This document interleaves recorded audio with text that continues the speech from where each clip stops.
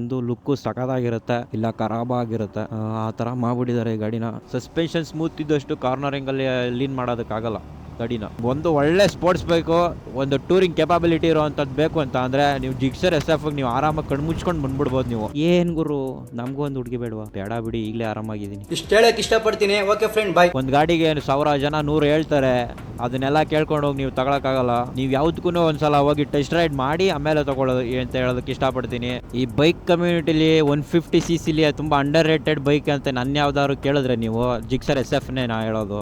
ತುಂಬಾ under rated bike ಅಂತ. ನಾನು ಆರಾಮಾಗಿ ಫ್ಲಾಟ್ ಫುಟ್ ಮಾಡ್ತಾ ಇದ್ದೀನಿ. ಶಾರ್ಟ್ ರೈಡ್ ಇದ್ದವ್ರು ಕೂಡ ಆರಾಮಾಗಿ ಓಡಿಸ್ಬೋದು ಗಾಡಿನ. ಮಾತ್ರ ನೀವು ನಮ್ಮ ದೇಶದಲ್ಲಿ ಲುಕ್ ಕೊಡುವಂತ ಇಂಪಾರ್ಟೆನ್ಸ್ ಪರ್ಫಾರ್ಮೆನ್ಸ್ ಇರೋ ಗಾಡಿಗಳಿಗೆ ಕೊಡೋದೇ ಇಲ್ಲ ನಮ್ಮ ದೇಶದಲ್ಲಿ. ನಮಗೆ ಸುಜುಕಿ ಅಂತ ಅಂದಿದ ತಕ್ಷಣ ನೆನಪಾಗೋದೇನೆ ಒಂದು ಆಕ್ಸೆಸ್ ಬಿಟ್ರೆ ಅಯಾಬೂಸಾ. ಸೊ ನಿಮ್ಗೆ RTX ರಿವ್ಯೂ ಮಾಡಬೇಕು ಅಂತ ಅನ್ಕೊಂಡಿದ್ದೀನಿ. ನೋಡೋಣ RTX ಯಾವಾಗ ಸಿಗುತ್ತೆ ರಿವ್ಯೂ ಮಾಡೋಣ ನಿಮ್ಗೆ. ಎಲ್ಲ ನೀವು ಕಟ್ಟಿದ ಹೆಸರು, ಎಲ್ಲ ನೀವು ಕೊಟ್ಟ ಆಸ್ತಿ, ಎಲ್ಲ ನೀವು ಕೊಟ್ಟಂತ ಕರುಣೆ. ಈ ಕೈ ಕರ್ನಾಟಕದ ಆಸ್ತಿ. ಮುಷ್ಟಿ ಮಾಡಿ ಹೊಡೆದ್ರೆ ಮತ್ತೆ ಎದ್ದು ಬಂದಿದ್ದು ಚರಿತ್ರೆ. ಸಾಂಗ್ಯ ಯಾರಾದ್ರೂ ತಪ್ಪು ಮಾಡಿಕೊಂಡ್ರೆ ಶಿಕ್ಷೆ ಕೊಡಂತ ಗಂಡಸು ಕೊಡಲ್ಲ. ನಾನು ಡೌಟೇ ಕೇಳಿಲ್ಲ. ನಮ್ಮ ಬೈಕಲ್ಲಿ ದೀಪಾವಳಿ ಬಂದೇ ಬರುತ್ತೆ. ಪಟಾಕಿ ಯಾವಂದಾಗಿರಲಿ ಅಂಟವ್ರು ನಾವಾಗಿರ್ಬೇಕು.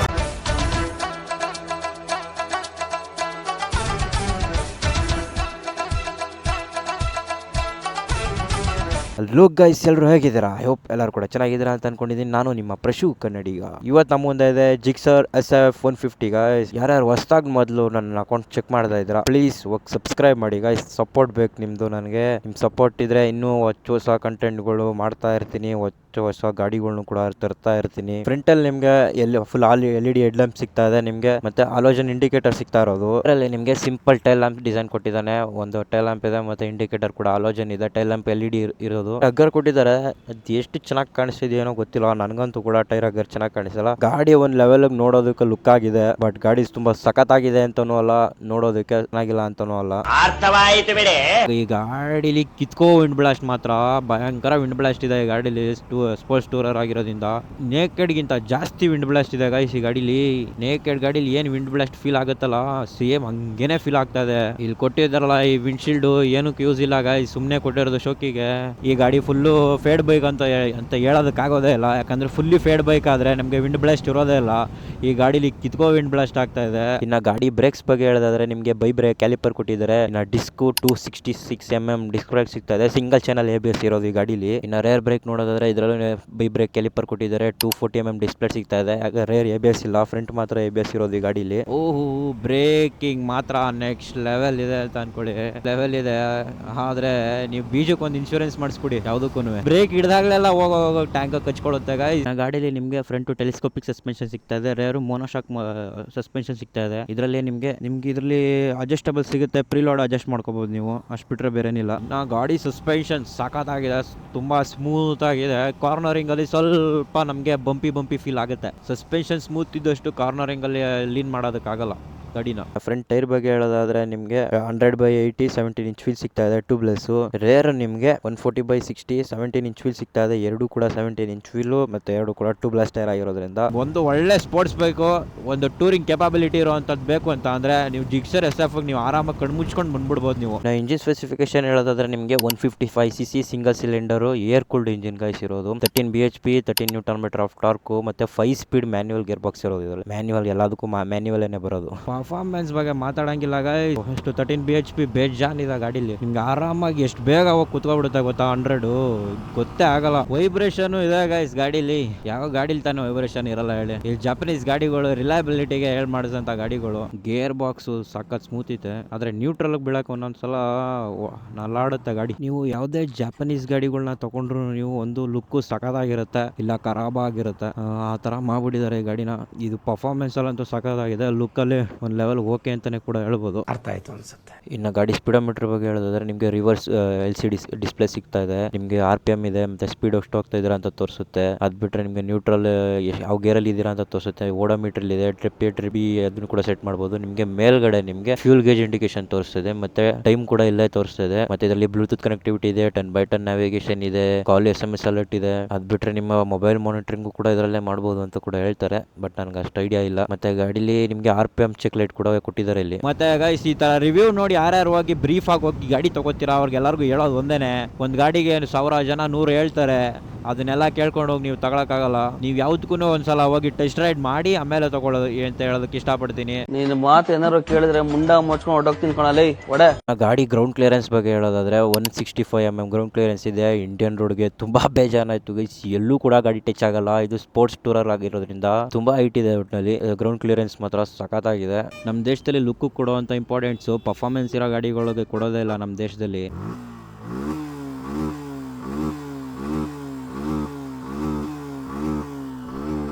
ಇನ್ನು ಹ್ಯಾಂಡ್ಲ್ ಬಾರ್ ಬಗ್ಗೆ ಹೇಳಿದ್ರೆ ಕ್ಲಿಪ್ ಆನ್ ಹ್ಯಾಂಡ್ಲ್ ಬಾರ್ ಹಾಕಿರೋದು. ನಿಮಗೆ ಓಡಿಸ್ತಾ ಇದ್ರೆ ನಿಮಗೆ ಕೈ ಮೇಲೆ ಅಷ್ಟು ಸ್ಟ್ರೆಸ್ ಬೀಳ್ತಾ ಇದೆ ಅಂತ ಆಗಂಗಿಲ್ಲ. ಯಾಕೆ ತುಂಬಾ ಕಂಪ್ಯೂಟರ್ ಪಾಸ್ಚರ್ ಎಲ್ಲ ಏನಿಲ್ಲ ಗಾಡಿಲಿ. ನೀವು ಆರಾಮಾಗಿ ರಿಲ್ಯಾಕ್ಸ್ ಆಗಿ ಗಾಡಿ ಓಡಿಸಬಹುದು. ಯಾಕಂದ್ರೆ ಪೋಸ್ಟ್ ಟೂರರ್ ವೇರಿಯಂಟ್ ಗಾಡಿ ಆಗಿರೋದ್ರಿಂದ ಈ ಗಾಡಿಲಿ ಆರಾಮಾಗಿ ರೈಡಿಂಗ್ ಮಾಡ್ಬೋದು. ನಿಮ್ಗೆ ಯಾವುದೇ ಬ್ಯಾಕ್ ಪೇನ್ ಆಗಲ್ಲ. ಸುಮ್ಮನೆ ಆರಾಮಾಗಿ ಲಾಂಗ್ ರೈಡ್ ಎಲ್ಲ ಆರಾಮಾಗಿ ಓಡಿಸ್ಬೋದು ನೀವು ಈ ಗಾಡಿಲಿ. ಗಾಡಿ ಟ್ಯಾಂಕ್ ಮಾತ್ರ ಸಖತ್ತಾಗಿದೆ, ಸಖತ್ತಾಗಿ ಹೋಲ್ಡ್ ಮಾಡಿದ್ದೀನಿ ಗಾಡಿನ.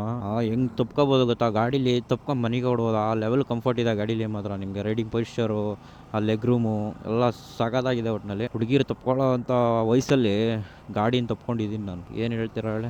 ಎಷ್ಟು ಒಳ್ಳೆ ಹುಡುಗ ನೀನು ಜಾಣ್ ಮುಂಡೆದೆ. ನನ್ನ ಹೆಲ್ಮೆಟ್ ಸಖತ್ತಾಗಿ ಮ್ಯಾಚ್ ಆಗ್ತಾ ಇದೆ ಈ ಗಾಡಿಗೆ.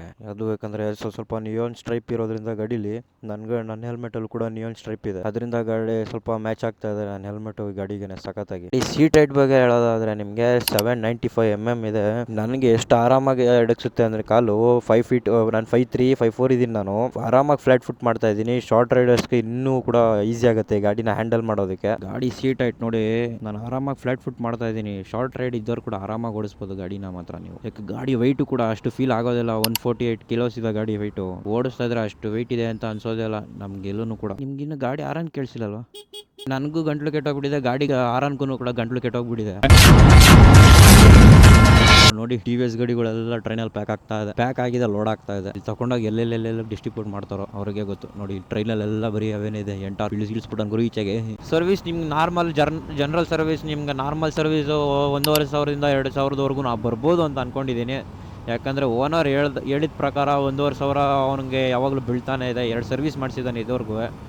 2 ಸರ್ವಿಸಲ್ಲೂ ಕೂಡ 1500 ಆಗಿದೆ. ನಿಮ್ಮ ಮೇಜರ್ ಅಂದರೆ 2000 ಅಂತ ಅನ್ಕೋಬಿಡಿ. ಗಾಡೀಲಿ ಫ್ಯೂಲ್ ಟ್ಯಾಂಕ್ ಕೆಪಾಸಿಟಿ ಹೇಳೋದಾದ್ರೆ ನಿಮಗೆ 12 ಲೀಟ್ರ್ ಫ್ಯೂಲ್ ಟ್ಯಾಂಕ್ ಕೆಪಾಸಿಟಿ ಇರೋದು. ನಿಮಗೆ ಅವರೇಜ್ ನಿಮಗೆ 40ರಿಂದ 45 ಮೈಲೇಜ್ ಕೊಡುತ್ತೆ. ಅಂದರೆ ನೀವು ಆರಾಮಾಗಿ 560 ಕಿಲೋಮೀಟರ್ ಆರಾಮಾಗಿ ಹೋಗಿದ್ದು ಬರ್ಬೋದು ಒಂದು ಫುಲ್ ಟ್ಯಾಂಕಲ್ಲಿ. ಈ ನನ್ನ ಮಗ ಯಾವುದೋ ಹುಡುಗಿ ವಾಲೆ ಏನೋ ಇಸ್ಕೊಬಂದು ಹಾಕೋಬಿಟ್ಟಿರಂಗೆ ಅವನೇ ನನ್ನ ಫ್ರೆಂಡು. ಇವನ್ಗೂ ಡವ್ ಇದಾರ ಗುರು. ಗುರು ಗಾಡಿ ಕೀಲಿ ಗಾರ್ಡಿಯನ್ ಬೆಲ್ ಅಂತೆ, ಅದಂತೆ ಇದಂತೆ. ಇವನು ವಾಲೆನೂ ಹಾಕೊಂಡವನೆ. ಹುಡುಗಿ ಕಣ್ಗಳು ಬೀಳಬಾರ್ದು ಅಂದ್ಬಿಟ್ಟು ಹುಡುಗಿನೇ ತೆಗ್ದು ಹಾಕ್ಬಿಟ್ಟವನೆ. ನಮ್ಮ ಗಾಡಿ ಕೀಲಿ ಬರೀ ಕೀಗಳೇ ತುಂಬ ಇದೆ. ಒಂದು ರೂಮ್ ಕೀ, ಕಬೋರ್ಡ್ ಕೀ, ಒಂದು ಗಾಡಿ. ಏನ್ ಗುರು, ನಮಗೂ ಒಂದು ಹುಡುಗಿ ಬೇಡವಾ? ಬೇಡ ಬಿಡಿ, ಈಗಲೇ ಆರಾಮಾಗಿದ್ದೀನಿ. ಇಷ್ಟ ಹೇಳಕ್ ಇಷ್ಟಪಡ್ತೀನಿ. ಓಕೆ ಫ್ರೆಂಡ್, ಬಾಯ್. ಇನ್ನ ಗಾಡಿ ಆನ್ ರೋಡ್ ಪ್ರೈಸ್ ಬಗ್ಗೆ ಹೇಳೋದಾದ್ರೆ ನಿಮ್ಗೆ ಬೇಸ್ ವೇರಿಯಂಟ್ 160 ಸಿಗುತ್ತೆ ನಿಮ್ಗೆ. ಇದರಲ್ಲಿ ಇದು ನಾವು ಓಡಿಸ್ತಾ ಇರೋದು top end variant. Base variant ಬಂದು ನಿಮ್ಗೆ 160 ಆಗುತ್ತೆ ಆನ್ ರೋಡ್. ಯಾಕೆ ಈಗ GST ಎಲ್ಲ ಕಮ್ಮಿ ಆಗಿದೆ ಅಲ್ವಾ. 160 ಬರುತ್ತೆ. ಟಾಪ್ ಎಂಡ್ ನಿಮ್ಗೆ 180 ಬರುತ್ತೆ ಹೆಚ್ಚು ಕಮ್ಮಿ ಕರ್ನಾಟಕದಲ್ಲಿ, ಇನ್ಕ್ಲೂಡಿಂಗ್ ಕರ್ನಾಟಕ ಟ್ಯಾಕ್ಸ್. ಒಂದೊಂದ್ ಕಡೆ ಒಂದೊಂದ್ ಸ್ಟೇಟ್ ಅಲ್ಲಿ ಒಂದೊಂದ್ ತರ ಟ್ಯಾಕ್ಸ್ ಇರುತ್ತೆ. ಅದ್ರ ಮೇಲೆ ಹೇಳ್ತಾ ಇದ್ದೀನಿ. ಸೊ ನಿಮ್ಗೆ RTX ರಿವ್ಯೂ ಮಾಡಬೇಕು ಅಂತ ಅನ್ಕೊಂಡಿದ್ದೀನಿ. ನೋಡೋಣ RTX ಯಾವಾಗ ಸಿಗುತ್ತೆ ರಿವ್ಯೂ ಮಾಡೋಣ. ನಿಮಗೆ ಮೈಸೂರು ಸೋನಾ TVS ಅಲ್ಲಿ ಬಂದಿದೆ ಅಂತ ಹೇಳ್ತಾರೆ ಟೆಸ್ಟ್ ರೈಡ್ ಗಾಡಿ. ಚೆಕ್ಔಟ್ ಮಾಡೋಣ ಬನ್ನಿ. ನಿಮಗೆ ಜನವರಿ ಒಳಗಡೆ ನಿಮಗೆ ಅದನ್ನು ವಿಡಿಯೋ ಹಾಕ್ತೀನಿ. ನಾನು ಜನವರಿ ಮುಗಿಯೋಷ್ಟರಲ್ಲಿ ವಿಡಿಯೋ ಹಾಕೋದ ಅಂತ ಮಾಡಿದ್ದೀನಿ. ಐ ಹೋಪ್ ಗೈಸ್ ಎಲ್ಲರೂ ಕೂಡ ವಿಡಿಯೋ ಇಷ್ಟ ಆಗಿದೆ ಅಂತ ಅನ್ಕೊಂಡಿದ್ದೀನಿ. ಲೈಕ್ ಮಾಡಿ, ಶೇರ್ ಮಾಡಿ, ಸಬ್ಸ್ಕ್ರೈಬ್ ಮಾಡಿ ಅಂತ ಹೇಳ್ತಾ right safe and be safe guys and peace. ತುಂಬಾ ಜನ ಜೂನ್ದಲ್ಲಿ ನೆಮ್ಮದಿ ಬೇಕು ಅಂತ ಇರ್ತಾರೆ. ಜೂನ್ದಲ್ಲಿ ನೆಮ್ಮದಿ ಬೇಕು ಅಂತ ಅಂದ್ರೆ ಬೇರೆಯವ್ರ ಮೇಲೆ ಡಿಪೆಂಡ್ ಆಗೋದನ್ನ ಬಿಡಿ, ಬೇರೆಯವರಿಂದ ಎಕ್ಸ್ಪೆಕ್ಟ್ ಮಾಡೋದನ್ನ ಬಿಡಿ. ನೀವು ದುಡ್ಕೊಂಡು ನೀವು ತಿನ್ನಿ ಅಂತ ಹೇಳೋದಕ್ಕೆ ಇಷ್ಟಪಡ್ತೀನಿ. ಇದ್ರೆ ನೆಮ್ಮದಿ ಆಗಿರ್ಬೇಕಷ್ಟೇ.